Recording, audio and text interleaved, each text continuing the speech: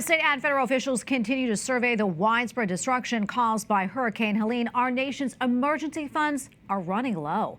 FEMA officials announced while the agency has enough money to deal with the immediate response to Helene, could run out of funds before hurricane season ends, and that is on November 30th. Capitol Hill correspondent Erik Rosales has that report. Erik.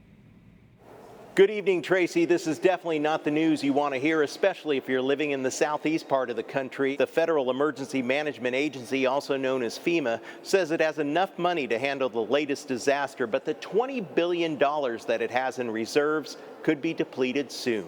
What we're also doing and planning for right now is how do we continue to bring resources in that can sustain the need for the next several weeks, or as long as it takes to get some of these critical services like water restored to these communities. Homeland Security Secretary Alejandro Mayorkas said in a statement, quote, "We are meeting the immediate needs with the money that we have. We are expecting another hurricane hitting. FEMA does not have the funds to make it through the season."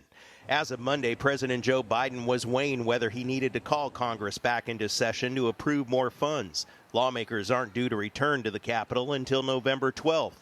However, such a request might prove complicated. House Speaker Mike Johnson says there is not a need for lawmakers to return early. This is going to go on for some time.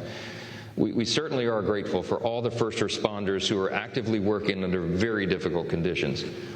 Congress has previously provided FEMA with the funds it needs to respond, so we will make sure that those resources are appropriately allocated. This week, a bipartisan group of lawmakers from states impacted by the storm urged their colleagues to be ready to return. First, making sure that every type of fund within FEMA or within DHS that can be transferred temporarily there to serve the immediate needs, we should do it. Secondly, if Congress has to come back for a week or for a few days to make sure that we can appropriate money so that they're taken care of, then that's what we ought to do.